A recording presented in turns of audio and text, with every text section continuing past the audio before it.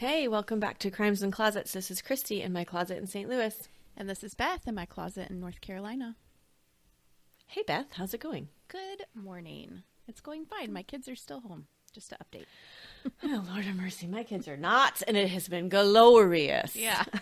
I can't imagine what I am going to do with all of my free time. Yeah. I've definitely kept myself busy with all of the little things that I haven't done over the last couple of weeks. You know, just like getting things done. Yes. But I have quite the list. Yeah. Yeah, it's fun to get it done, but yeah. I'm like, whatever. I know. I'm looking forward to it. Mm-hmm. I have a funny kid story that I want to tell you. Oh, man. Oh, bring it on, because I feel like we haven't had one in a long time. I know. And it happened yesterday evening, and it was so funny. And I was like, oh, my gosh, I can't wait to tell everyone about this. And then I thought, I'm not going to tell Christy. So I told everyone but you about this. Well, not everyone. Oh. But, I sent a snap about it. Okay. So my daughter was playing in the backyard with our dog. And she comes running in, and she's like, there is something dead in the backyard. A dead baby. Animal. I see dead people. Yeah. Except it was an animal. She said it's a squirrel or a bunny or something that is dead. So we're all like, what? Oh my gosh, that's awful. So we get up or I get up out of my chair and I go, and sure enough, there's a dead baby animal, and it does look like a squirrel. Anyway, so the kids are freaking out. I gather up the animal in paper towels and like set it on a plate and put it on the table on the back porch. And I'm like, Wes, code dead.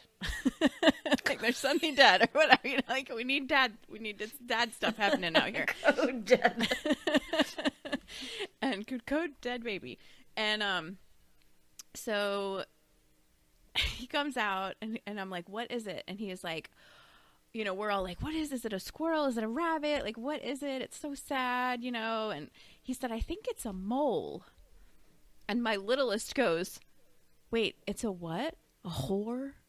It's a baby whore? We have a baby dead whore! Screaming it, telling the other children, like, that's what it is, guys. It's called a whore. It's a baby whore. It's dead. And our neighbors totally hear this.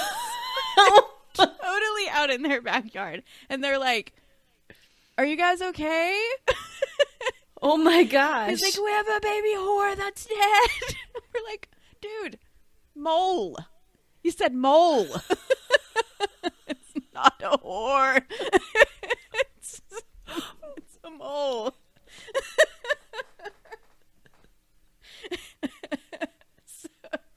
I can't.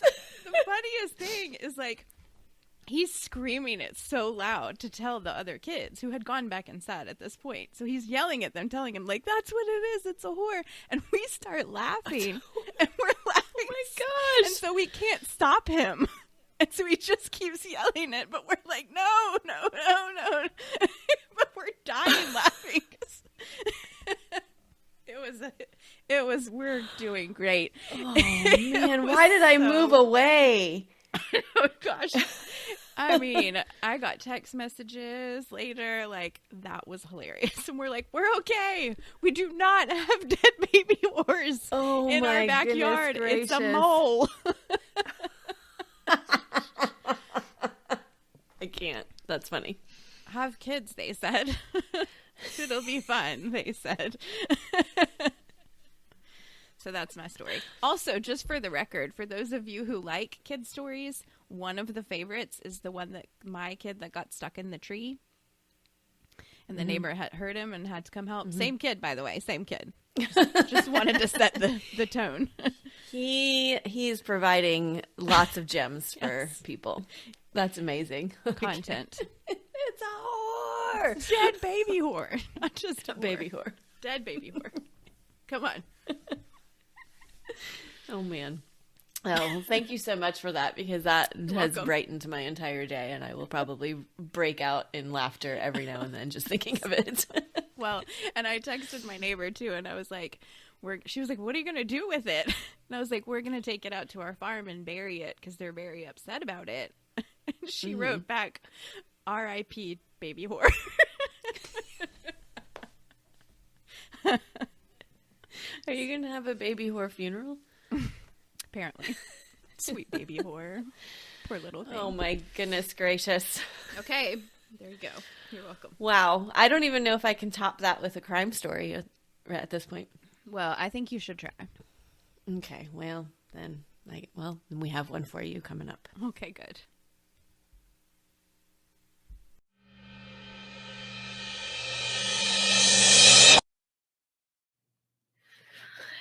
So this case is going to be really frustrating. And I'm really sorry. Okay. Because it's unsolved. Oh. And so, I mean, I'm just throwing it out there. Spoiler alert. Unsolved case. And I know they are annoying and everything, but I will say the last few unsolved cases that we have done have grabbed hold of me a little bit. Yeah. This one's grabbed a hold of me, but I mean, I don't really know that. I don't know. I mean, I can't wait to get your opinion on it. But it's like, this is just one of those ones that has so many theories. Ah. And you're just kind of like, well, they're kind of plausible, and I don't know if we'll ever know. Oh, no. And that's frustrating. Okay. We may. Hold on. Who knows? The case that I'm thinking of that's unsolved is that Sister Kathy case. Right. We've had people write in, like, since that case has come out, it was in, like, when? May? That are like, I can't stop. Yeah. And we're like, we told you who it was. It's Edgar. Right. Edgar. Yeah. So, yeah. I've seen some of that on social media too. So, yeah, it's so interesting. So, and I like to hear people's opinion. I feel like these are the ones that people give their most opinions to because it's like they can have an opinion, whereas other ones it's like, well, this is what happened. Yeah, right. And it's like your opinion is this sucked. Got it. So, anyway, and I think that there's probably a decent amount of people who are in true crime that will know this one. It's pretty big. I didn't know it because it happened in 92. And so I feel like that's just like, that's the reason. If it happened 2 years ago, definitely would have been something that would have been on both of our radars, most likely. Okay. It's a Missouri case. It was requested by our friend Ashley on Instagram. Oh, hello, Ashley. Yes, hello. She actually had requested one and I could not gather enough information. And so she gave me a replacement. Nice. Thanks so much. Yeah. So it's basically dubbed everywhere the Springfield Three. So I'm calling it because everybody calls it the Springfield Three. So that's what this is. Okay. Here we go. Sherrill Levitt and Suzie Streeter were mother and daughter. Sherrill is 47 and Suzie is 19. Both very pretty women. Sherrill has short blonde hair, brown eyes, and a very respected hairdresser in the Springfield, Missouri area. Man, hairdresser again? Yes, another hairdresser. I know. Interesting, right? Recently got divorced and bought a home on Delmar Street that she took great pride in. She was fixing things up to take care of it. According to everything that I heard, it was like right on the edge of like a really nice area of town. And so she just was like, I want it to like live up to this part of the city, I guess. Her daughter Suzie was, as I said, 19 years old, and she had shoulder length brown. Can't say, words are hard. Blonde hair and brown eyes as well. Both beautiful women. She's a senior at Kickapoo High School. Cute. Best high school name. 100%. It's so cute. Spelled exactly as I said. Kickapoo.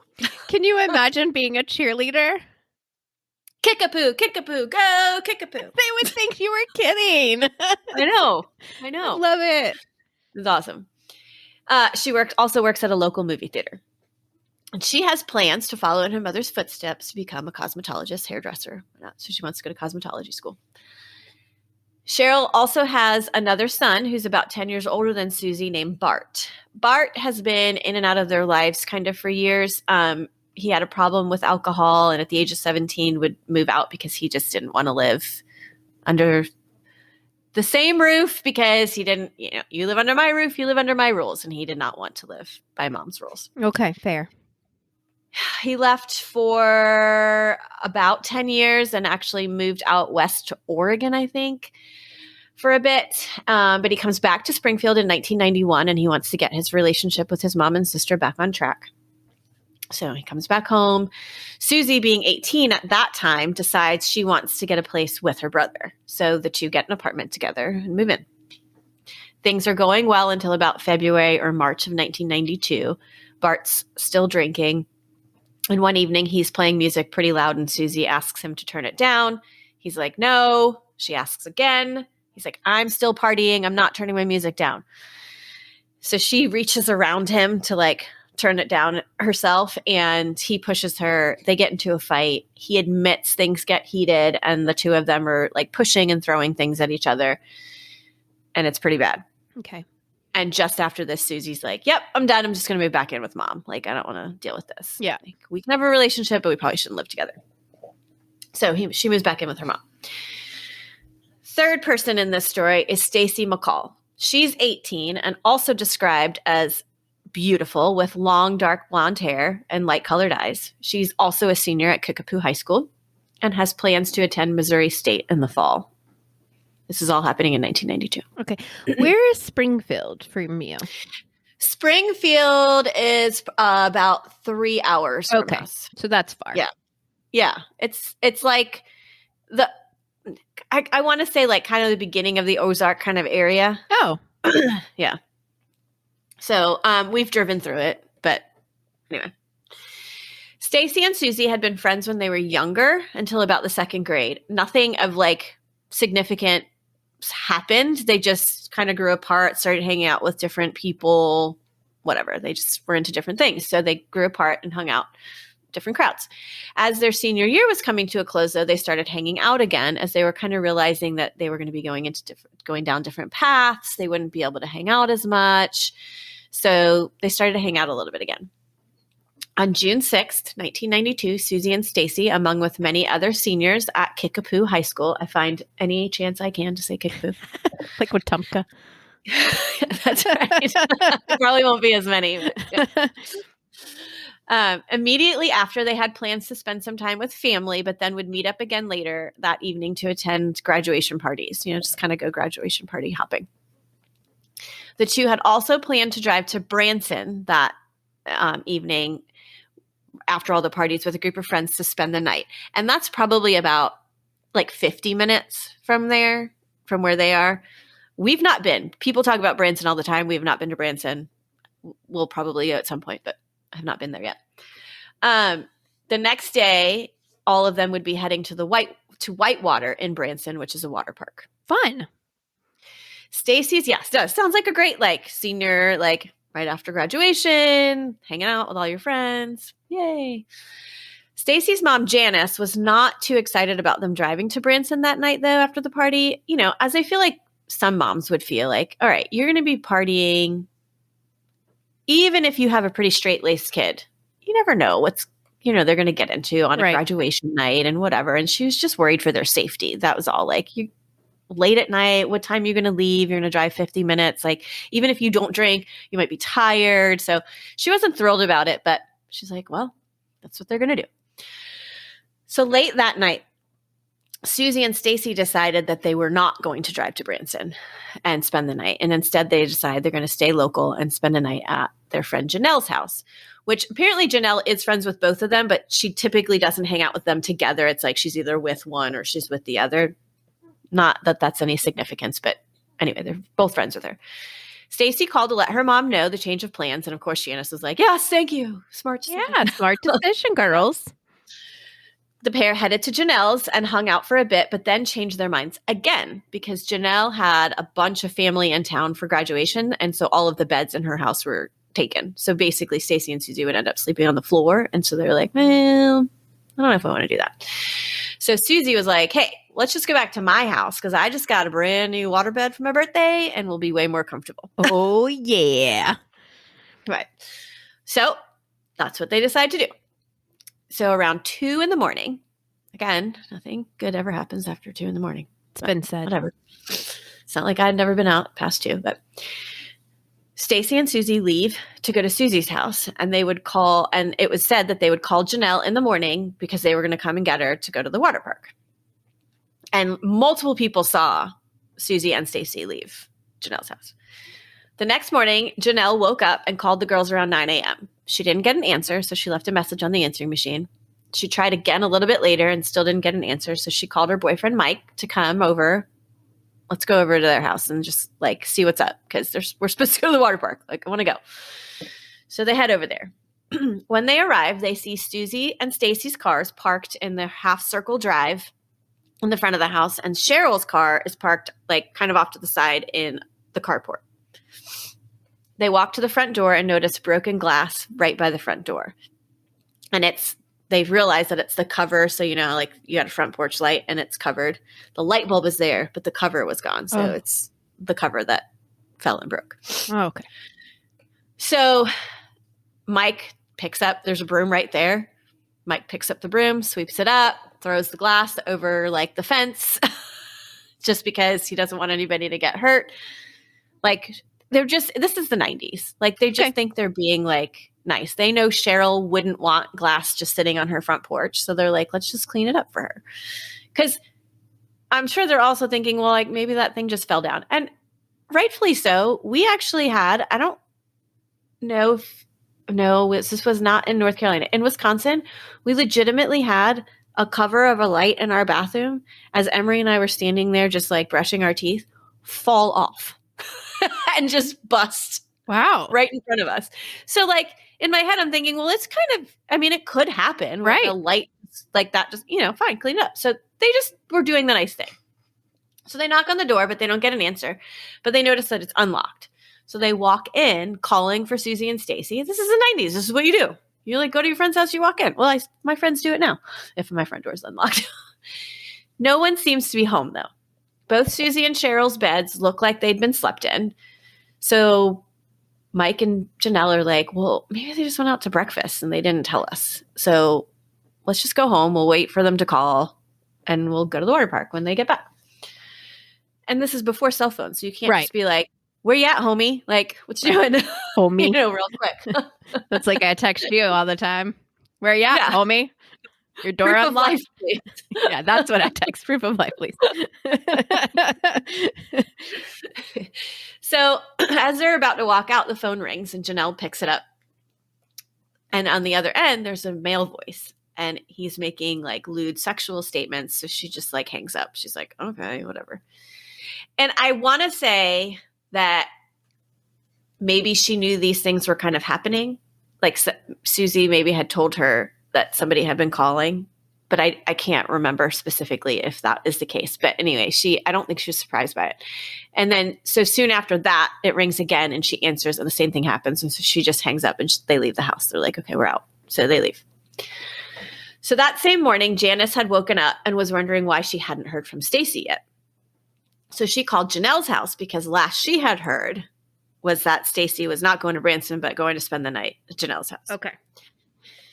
So she speaks to Janelle and Janelle's like, oh no, they decided not to stay here. They went back to Susie's house because I had a house full. So she's a little bit upset because she doesn't know why Stacy wouldn't let her know this, but it was like 2 a.m. when they decided. And so maybe Stacy said like, well, I'm not going to wake my mom up just to tell her that I'm going, to sleep at your house. It'll be all right. So she doesn't have Susie's new number yet because they had just moved there recently and she just hadn't gotten it yet. So she gets the number. She calls over there, gets no answer, and leaves a message as well.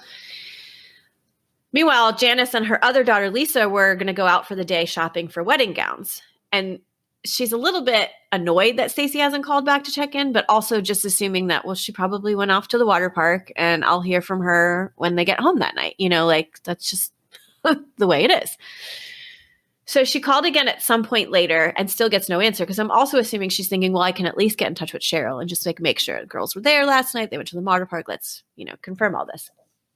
But around 5 that afternoon when she has not heard anything from anyone.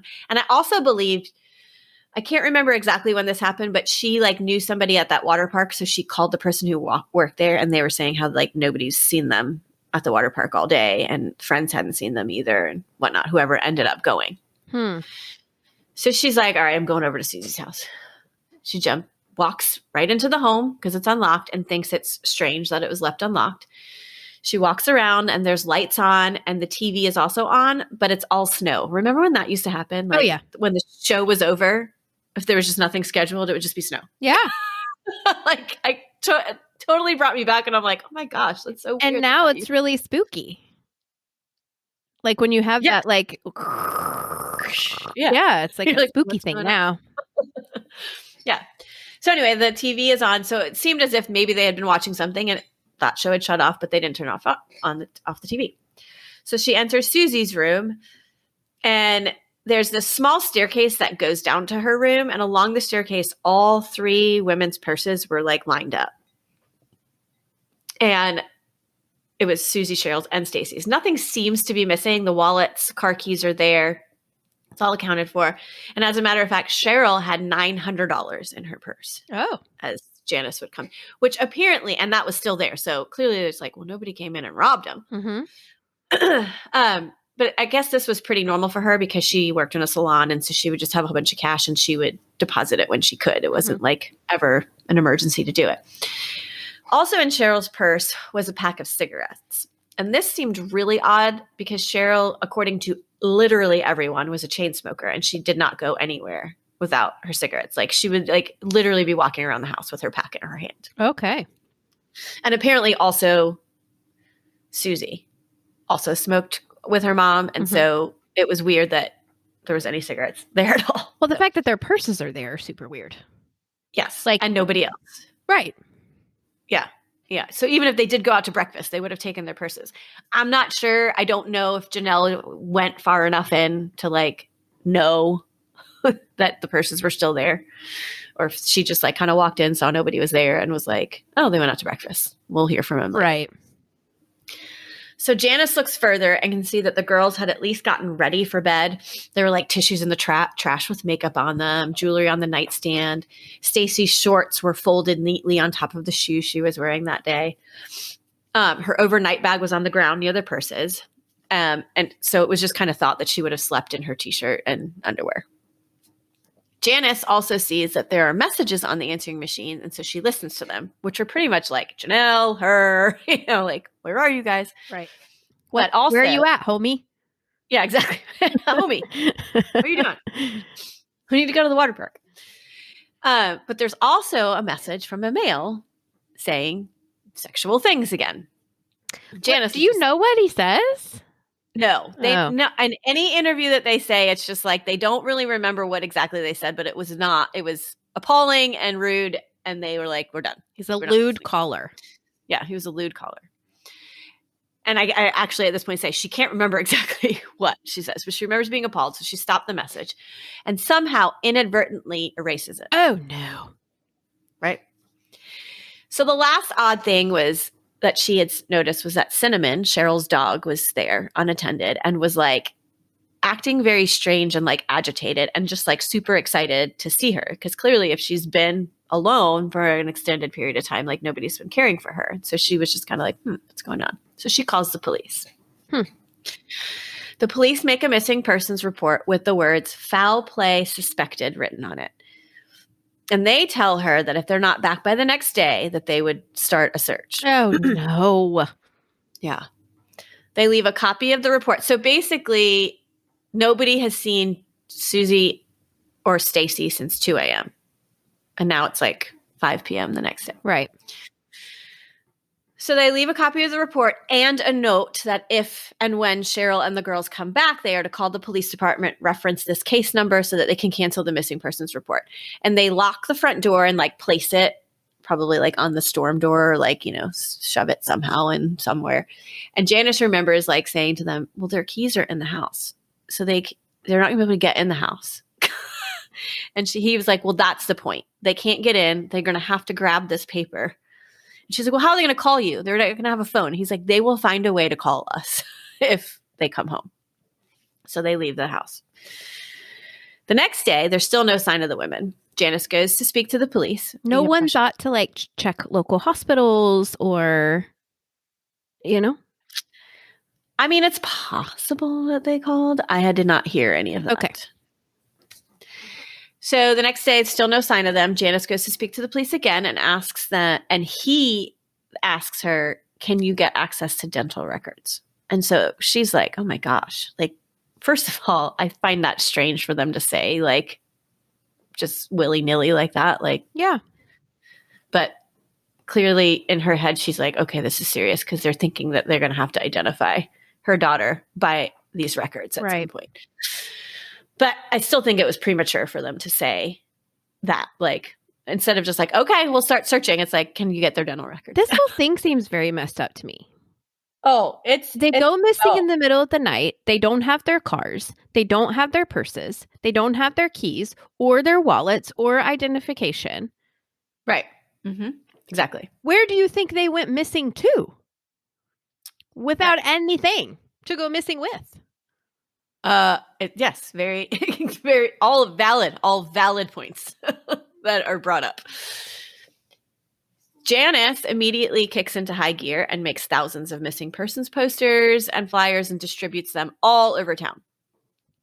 Apparently, you can still see some of them hanging in this area. Oh my gosh. Police start searching. They also talk to another one of Susie's friends, and she tells them that it's very unusual where Suzie parked. She's very much like a creature of habit, almost like OCD. She does the same thing all the time. And so she always parks her car behind her mom's car in the carport. The only time she doesn't do that is if her mom isn't home, because she doesn't want to block her parking space. So then she will park in that circle drive until her mom gets home and then move it. Or if there's somebody there that's already parked behind her mom, and so her spot's not open, then she'll park. So those are the only two reasons she's ever parked in the circle drive. Okay. So just keeping that in mind. The police start searching. The home has no evidence in it. No blood anywhere, no sign of forced entry, nothing broken besides that light, but it had already been cleaned up. Nothing taken. Question? Did they know about the light? Like, did Sherrill end up telling them, like, well, we did find this and we cleaned it up? Yeah, Janelle. Yes, sorry. Okay. Yeah, I believe they did. Yes, they did tell them that happened. Okay. But clearly, like, now it's like, well, now it's been touched. Now it's been moved to like thrown over the fence, and whatever. Also, a lot of the scene has been contaminated because during the course of that first day, they're thinking that at least 10 people had gone over there to like try and see them, to find them, or like figure out where they are. Maybe possibly close to 20 or 30 had gone in the house. So who knows, like, who tracked what in? Did somebody else clean something else up that we don't know? Like, whatever. There was nothing in there. So the house doesn't really give them anything. And the phone message was erased. So now they don't even like have the possibility of who's this guy that could have been calling. What time did he call? Like, whatever. So anyway, they just basically had nothing. They found out that the last time that anyone had heard from Sherrill, because we know that the last time the girls were seen were at 2 a.m. driving away from Janelle's house. And clearly it's assumed that they got home considering what was there. And they found out the last time somebody had heard from Sherrill was at 11:15 p.m. that night. She was painting a dresser and talking to her best friend on the phone at the time. It's assumed, like I said, that they got home a little after 2 because all their stuff in their cars were there. The odd thing would be that if Stacy had left, she left in only her T-shirt and underwear because her overnight bag was still there with all her clothes for the next day in it. And she had her shorts folded on top of her shoes in Susie's room. Okay. They didn't go anywhere. Well, the only reason you would leave in only wearing that is if someone's forcing you to leave. Right. Or there's the fire. Yes, which clearly is not the case. The house is standing. Everything's still there. So no one can make any sense except that she did not go somewhere of her own free will. Police searched the woods and fields throughout the Ozark area and nothing was found. They even had divers scour Lake Springfield, which was nearby, and turned up nothing. A plea was made to the hunters that winter to keep an eye out for remains, but again, nothing found. 48 Hours, the show, was there filming within days and was there for like weeks after. There was an episode done about it, but it's unavailable to watch currently anywhere. And I always wonder why this happens, because this is not the first time that this happened to me where you cannot find it no matter what. And it's like, it's 48 Hours or Dateline. You should be able to go to season whatever on all of our streaming devices and pick it up, but then it'll be like, this episode's unavailable. It makes me wonder, like, why they do that. Well, I think sometimes they do it because incorrect information was like reported. And so they're like, well, we have to take this off the air because it's wrong. Well, I guess that could be the case. They botched it so bad. Yeah, and that might be the case because Bart has been known, the son has been known to say that he was not happy with how they were like portrayed this case at all. So maybe that is the case. Anyway, it was airing at some point, and the police do get some leads, but they never turn up. I don't amount to anything. A waitress at their favorite restaurant says she remembers seeing the three between 1 and 3 a.m. and that they were eating, and Suzie was possibly drunk and Sherrill was trying to keep her calm. But no other patrons at the restaurant at the time recall seeing them, and that timing is off because they were at Janelle's until 2 a.m. They know they were at Janelle's at 2 a.m. And they would have gotten, I mean, in that hour, like that, basically that leaves an hour for them to go get Sherrill and go to this place and still get home and like, and then something happened. Yeah. You know, yeah. So, basically these three women just seem to have vanished without a trace. And so scary. That's what people like. It's so eerie how they are just gone that one of the officers has said the one of the first officers on the scene that he literally thought they were raptured when he got there. It was like the rapture happened and they were taken. And that's because there's no trace of anything. And other people literally talk about how they were abducted by aliens because there's just no other reason, because they just disappeared. Crazy theories. So there's a lot of other ones that make a little bit more sense than those two. Oh, good. And I'm going to go through them. I'm going to go through them quickly because there's a lot of them. And most of them are like definitely plausible. So it's not like some cases where you can be like, oh, we can just knock this one out because that's just a silly one. And you can just tell the ones that are true ones. A lot of them are possible. Okay. So police do bring in Bart Streeter as a suspect. This is the other son, because clearly he's got a drinking problem. He's not really happy with his mom and sister maybe at some times. So, but he's upfront with them about their relationship and maintains he would never hurt them or want anything to happen to them. He's given a polygraph and he passes. He said the night they disappeared, he was drinking and passed out. And one of his neighbors basically is like, yeah, that's what happened. Like, yeah, he was drunk.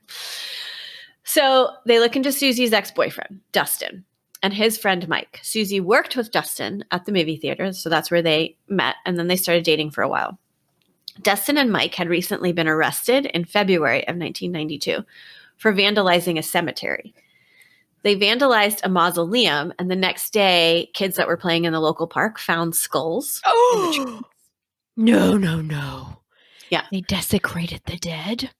Mm-hmm. Oh, they went in and not good. Stole gold fillings from the teeth and then went to a pawn shop to sell them. These two are whacked. So the pawn shop, sorry, go ahead. My eyes are big and I wanted to say something. That's messed up. It is messed up. The pawn shop ends up calling the police to tell them, like, this is kind of weird. These two kids come in and they basically sold it for like $20. You know, like they just needed a quick buck or something. I don't know. So Suzie, turns out from friends, once they find this information out, the friends tell him Suzie was upset by all of this. She knows it happened that she broke up with Dustin at the time. Yet. Also made a statement to the police and was pretty concerned that she would probably have to testify against them in their trial. So they bring them in because they're like, well, maybe they were pissed and didn't want Suzie testifying. So during questioning, Mike makes the statement, or I've heard it several different ways. One, it was during questioning. One, it was just somebody heard him make the statement. Clear, I cannot decipher which one is actually true. But he says, I wish those three were dead. Somehow. But apparently he was just trying to get a rise out of whoever he was telling it to, the police or friends or whatever. And these two say they were at a concert, or no, Dustin says he was like drunk and sleeping in a car that night. He says he was at a concert and an after party at the time, but they're flimsy alibis and really can't be verified. So they've never been ruled out. Yeah. Being drunk in a car is not an alibi. I'm sorry, my dude. Right. Yeah. But they don't. But they don't have enough evidence or anything to link them for sure. So they can't arrest them. Okay. So a woman also called about a week or so after she had seen like the missing person flyers and stuff around. And she called saying that she had seen a van pull into her driveway while sitting on her porch around 6:30 or 7 a.m. that following day after the girls went missing.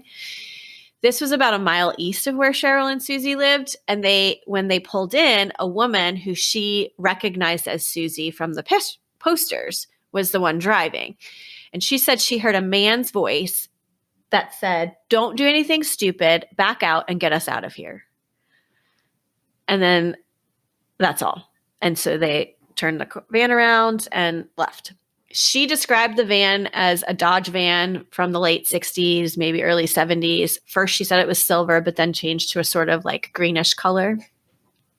And this van has been seen by others, but the color changes depending on who sees it. So, Well, then it's probably not the same van. right. I know. The police get like a replica of this van and like park it in the town and whatever. And like they're asking people like if they see it. And so people clearly are just like, also sometimes just want to like be like, yeah, I saw that van. But And it's maybe, a little different color. yeah, maybe you did see a van. But also during this time frame, I feel like, and maybe I'm wrong about the time frame, but like there was a certain period of time in which vans in general were just labeled as creepy. So like they are now. Well, it's true, but there was like a time. There was like birth of the creepy van, and I, in my experience, feel like it was when I was like a youngish kid. So that would have been like late 80s, early 90s time frame when it was like every crime story had a theory of somebody in a van. Right. Yeah. Yeah. That's true. Mm-hmm. So this one's just no different for the time. Yeah. Exactly. No, that's true. That's true. So here's where I'm going to mention the podcast that I listened to. 2019, because I wasn't sure when it came out. Came out in 2019. It's called The Springfield Three, A Small Town Disappearance. It's done by Anne Rodrigues-Jones, who grew up in Springfield and is a journalist. I think she was a journalist in New York. And she wanted to write a book, like a true crime book. But then when she started hearing podcasts and whatever, she thought this would be a good candidate to make a podcast about. So she went back home to start diving in. I listened to the whole thing. Very interesting. Brought up basically everything that I outlined here. But then she has a couple of other things that she kind of finds throughout that some articles didn't know about yet. So it was a good listen. And she also got an interview with Bart, who does not speak to the media mostly. And actually, like, I guess it was intended to be like an 8-part podcast. And he contacted her partway through and was like, I'm listening to it. And she's like, well, do you want to talk to me? He's like, I want to listen to the rest of it before I decide. And then he decided to give an interview. Nice. So she ended up doing like bonus episodes after. It was good. So anyway, she has a theory that, again, I had not found anywhere else, which was very interesting. And back in 1977, there was a Girl Scout camp. Have you ever heard of podcasts on this? Yes. I have. Where several Girl Scouts are murdered one summer. It's awful. The whole tent. All of them in one tent, right? Right. Yes. So, but this camp was like Camp Scott in like Oklahoma. But for some reason, when she was younger, kids would go to this spot nearby and they were convinced this was the spot. Because it's like they probably didn't know any better. They didn't remember it was in Oklahoma or whatever. So they would always go to this Girl Scout camp thinking they were like going to somewhere spooky and whatever. And like just because you're kids, you do stupid stuff like that. But it really was not the spot. This place they were going to was where Winoka Lodge was, and it had burned down like years before or whatever. When her podcast was coming out, she received a tip from someone. They had come across a blog which had a post about this case. And the post told this story. A 15-year-old boy was visiting his family in Missouri, and a friend of his brought him to the Girl Scout camp, which we know is not the Girl Scout camp, but that's what they thought it was. And they see a van pull up. So here comes that van again. And so they hide. They see 3 women and 3 men come out. The women are begging and screaming and like begging for their lives, and they're scared and they're yelling. And one was killed in front of them, and the other 2 were raped and beaten. And then they put them back in the van, and they were hiding for close to like 4 hours, this kid says, until the van left. Mercy. This blog post was written in 2013, and the man was at that time 32 years old when he's like putting this story out there. They never said anything to anybody? Mm-mm. No. And his friend that had been with him took his own life not long after Oh my this gosh. happened, which makes people think there's some truth to what he's saying. He saw It something. saw something. So they are taking it seriously and apparently like diving into it, but there hasn't been anything recently that has said anything. So also during this time, here's some more theories. There's several awful people in the area. One of which is Steve Garrison, who is currently serving a 40-year prison term for sodomizing and terrorizing a female college student in Springfield, Missouri in 1993. Oh. So basically a year after these guys disappeared. Another serial killer who traveled to the area often because he was a Civil War buff, and I guess there's like stuff there that you can go visit, is also on the list. And his name is Larry Dwayne Hall. He was suspected of and convicted of being responsible for the disappearance of 45 women during the 80s and the 90s. Wait a minute. That's like Ted Bundy. Mm-hmm. Many of his victims are still missing and unidentified. He's in prison now in North Carolina for kidnapping and murdering a girl in 1993. He's never been charged for any of the other stuff, even though he's admitted to it. So people believe that he did this, but they don't know who these people are or where they are. So it's very possible that these 3 women are on that list, but we don't know. Another person of interest is Gerald Carnahan. He was suspected of murdering a beauty queen in Nixa, Missouri in 1985. And this is just outside Springfield. Like it's like a little town just right next to it. And he was questioned, but they didn't have any evidence, so they couldn't charge him in that murder. And then in 1993, he tried to kidnap a woman in Springfield and was sentenced to 2 years. So he was wasn't in prison, and then tries to kidnap somebody, then gets sentenced. And in 2006, they took another look at that beauty queen case and realized that they had semen and he was a match. So then he was convicted and he's now serving life in prison. So he did murder that person just outside of Springfield 6-7 years prior to this. So there's possibly he's done other things. Sure. And these could be part of it. But anyway. And then there's the final suspect. This is my favorite one and probably my choice in this. Oh, okay. But the others couldn't be ignored. His name is Robert Cox. He was a young man who in 1978 graduated as an, I don't know, some places say Army Ranger, some places just say he got like a promotion in the Army of some sort at the time. But either way, he takes a trip to Florida with his family to celebrate this. A young woman named Sharon Zellers had gotten off of work at Disney and never made it home while he's vacationing there. That same night, Robert comes back to the hotel and he's covered in blood and he couldn't talk because part of his tongue was bitten off. Lord. So he's like writing notes and telling his parents that he'd gotten into a fight. He had gone to a skating rink, left the skating rink, got into a fight with a bunch of kids, and then came and drove himself home.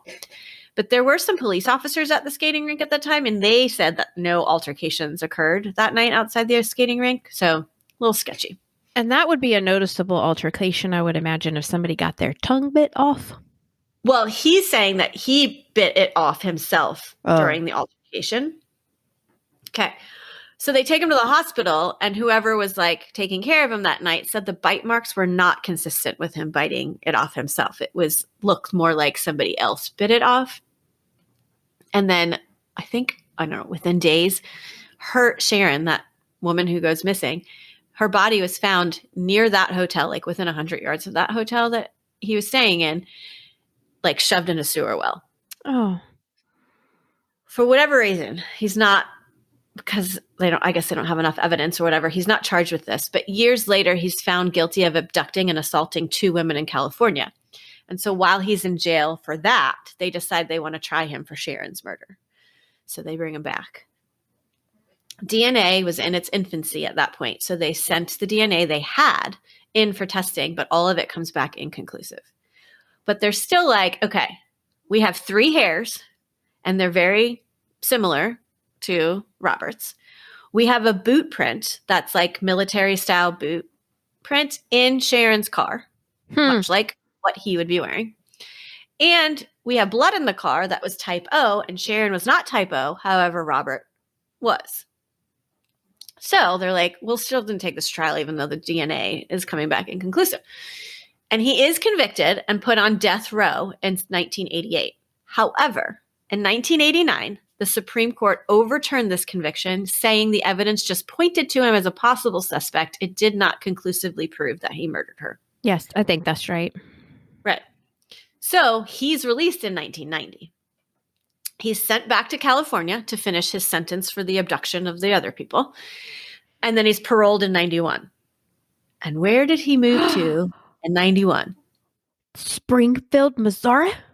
Yep, because that's where his parents were. So he moves to Springfield, Missouri. And this is Sharon- the following year, 1992. Yep, exactly. And clearly he's not a good person. So they couldn't prove beyond a reasonable doubt, that he killed Sharon. But he'd abducted those other women. And whatever. he probably killed Sharon. Right. And most likely he killed Sharon.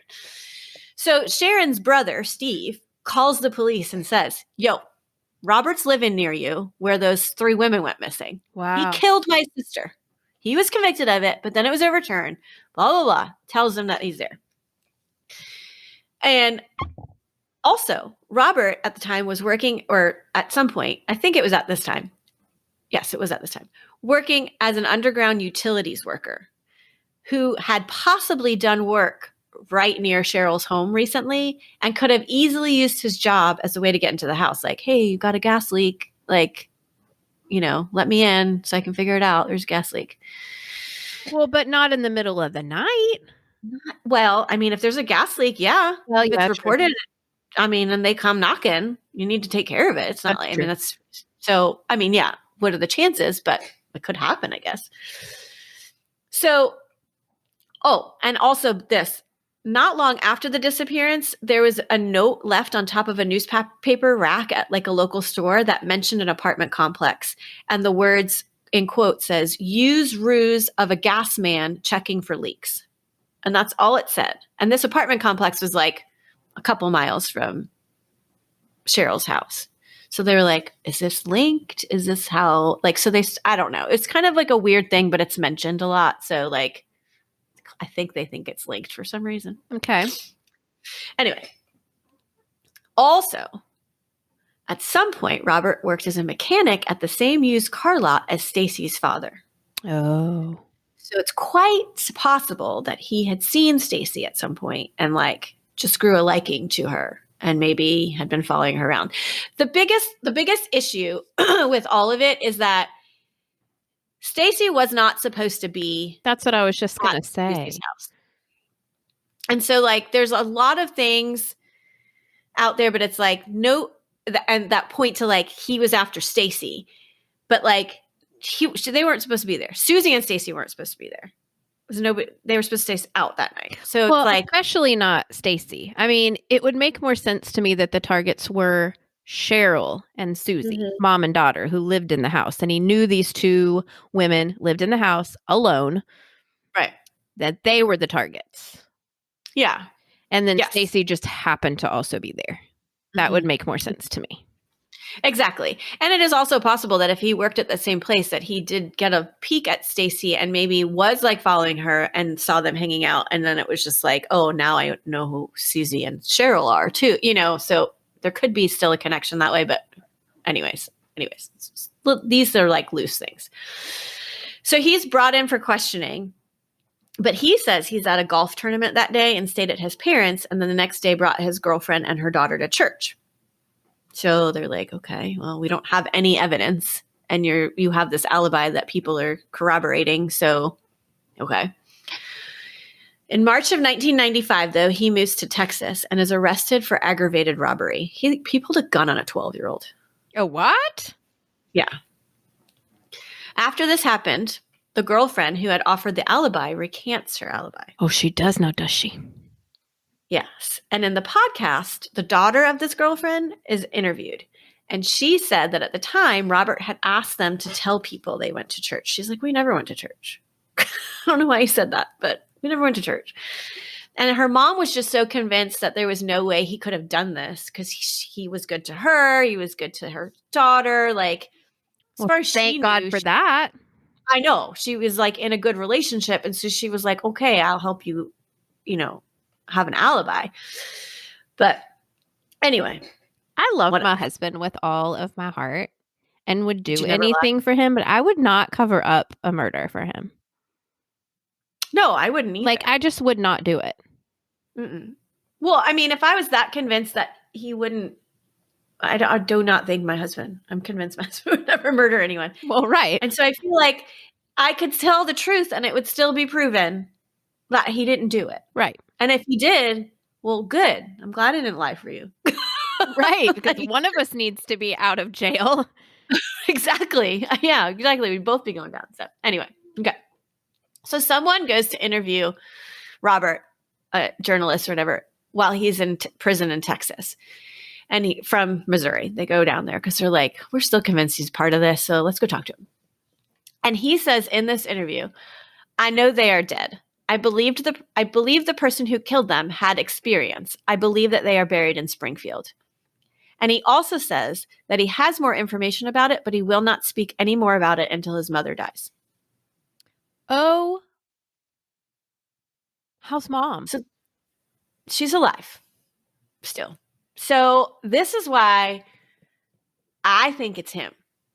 Like, he has too many connections in this. He was there.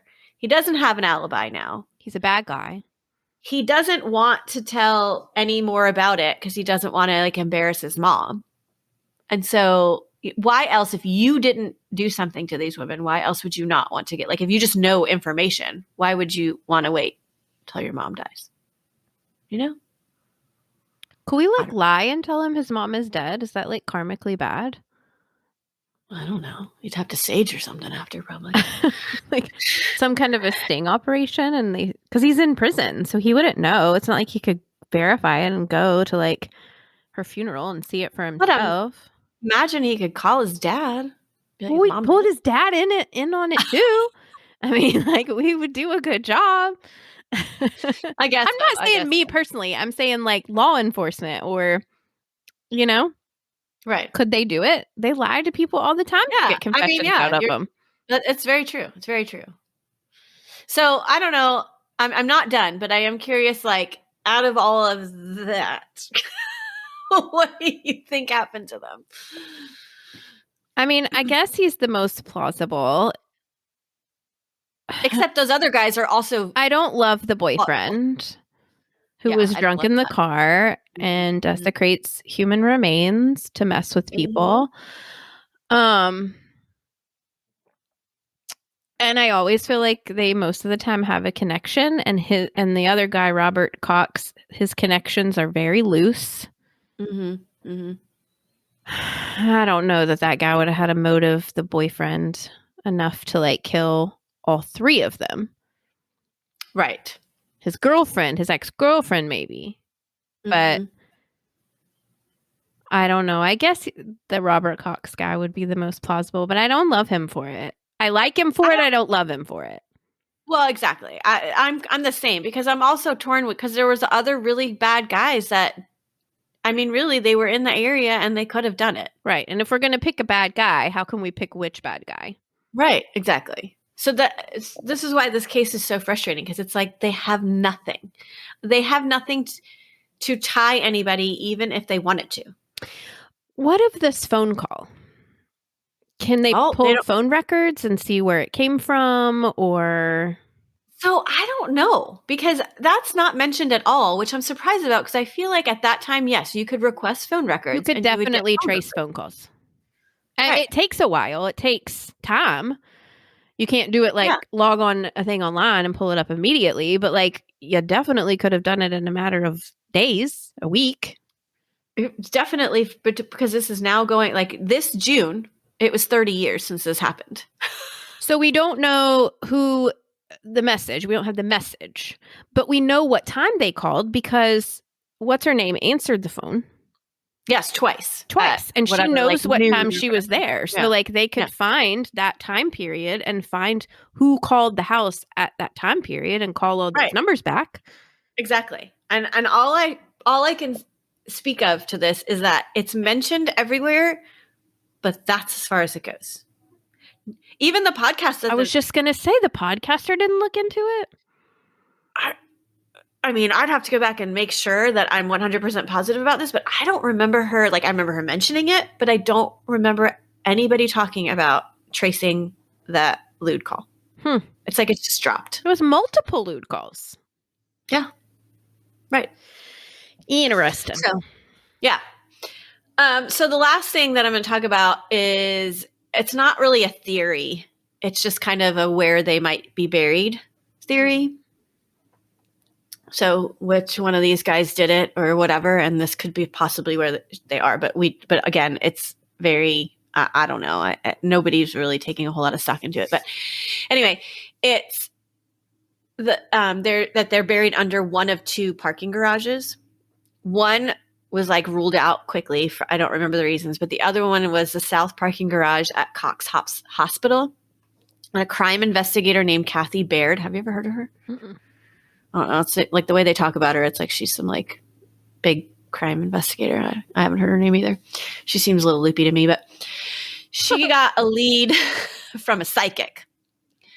Oh. And it wasn't taken too seriously because of this. Mm-hmm. And in 2007, she had a mechanical engineer use ground penetrating radar to scan a corner of the garage. And he said he found 3 anomalies consistent with a gravesite.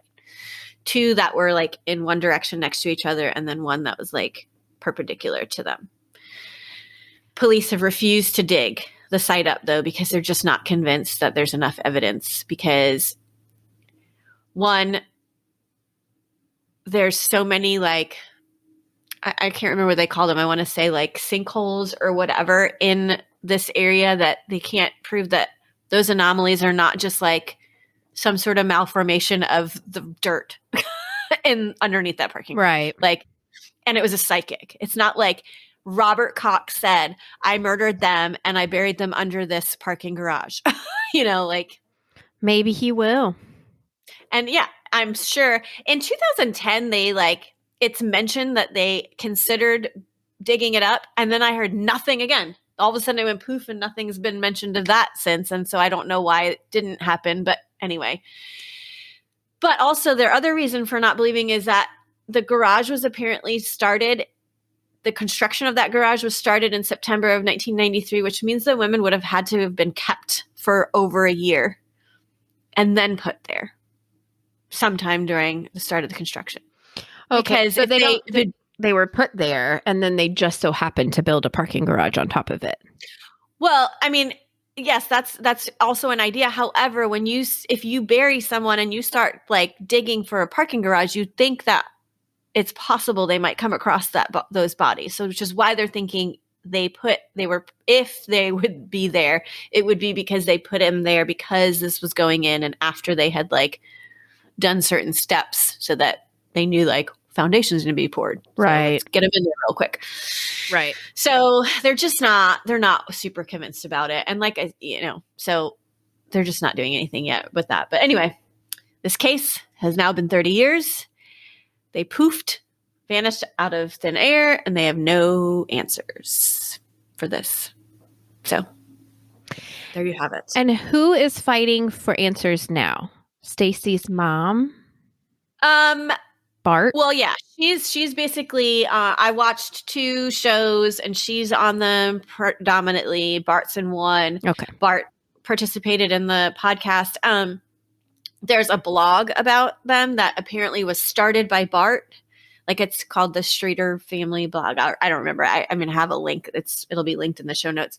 And he started it and his daughter is now. Okay. It's still being, I mean, like they still post, not long articles. Sometimes it's just like, happy birthday, mom.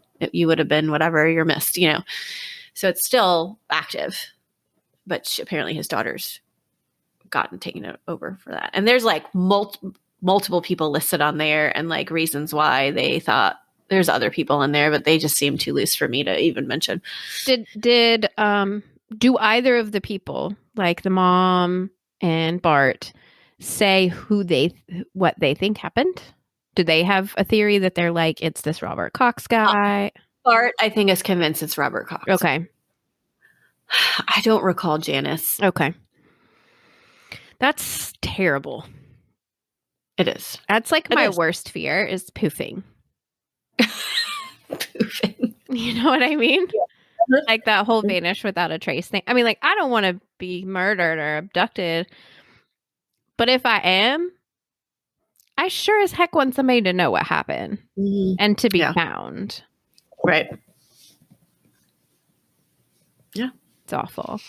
It's crazy. It's a crazy one. We talk about it all the time, how it's like a whole nother level of grief when you don't know what happened to your family members, but you know it was bad. Right. And also that kid who saw the things in the woods. Who was that? Who did he see? Yeah. Did he see Robert Cox? Did Robert Cox have a van? Was he a man with a van? See, these are all things that you're like, you would expect somebody to know. I don't freaking know. I don't know. That's what I'm saying. There's like nothing. There's nothing. It is insane to me. This whole thing, like, why can I not solve this? But yeah, they are definitely taking that blog post seriously. But that also has been 9 years since he wrote that. So like, clearly the cops must have talked to him. We need to check for phone records. Yep. We need to find out if Robert Cox or any of these other bad men had a van. Mm-hmm. We need to do the sting operation. Tell him his mom's dead. Mm-hmm. Call me back when you get that done. Thank you. Update coming. When you and your unlimited resources solve this case, please holler back and be like, where are you at, homie? Mm-hmm. Yeah. Nutty. It's so frustrating because of all these things that you're like, why? What? And they've done it. Oh, and the police would not talk to this podcaster. Huh. And at the very end, they say that most likely they won't talk because they know who did this and they just can't prove it. Believe it. So maybe they've done all this and they're holding it all under their hats because they're just waiting for that moment that they've got whatever the last piece is of the puzzle that they need or something. Mm-hmm. So I don't know. We got to find them. Mm-hmm. Yeah. And maybe they do know. Maybe that's why in 2010 they were thinking about digging it up because something came up that they thought, well, maybe they were there. I don't know. I think if they thought that they knew where they were, they would tell. Right. Yeah, that's true. Anyway. What do you guys think, guys? Mm-hmm. Mm-hmm. Anyone have any unlimited resources out there? I bet you do. No, I'm just kidding. We have a PayPal link if you want to send it. That's crazy. Okay, I'm waiting for the messages to come in because I know they're going to, and real interested to hear what y'all's theories are. I'm stumped. Mm-hmm. Same. Don't ever poof on me. Okay. You either. I don't want to do that. Well, I mean, it wouldn't be my choice. Wasn't their choice either. My gosh. No. I hope that somebody at some point finds justice for those 3 people and the families. And I think I might listen to the podcast. You should. It's definitely interesting. I mean, you're going to basically know everything at this point, but I'm sure there's something in there that you'll be like, oh, that's cool. It was well done. I will say that. It was well done. That's good. We like a well done podcast. Mm-hmm. Well done, Christy. Good job. Thank you, Ashley, for the suggestion. Thank you for coming back with another one when the first one didn't work out because that was probably frustrating. This one's also frustrating, different reasons. Mm-hmm. So thanks. Yes. If you like what you hear, you can have more on patreon.com/crimesandclosets.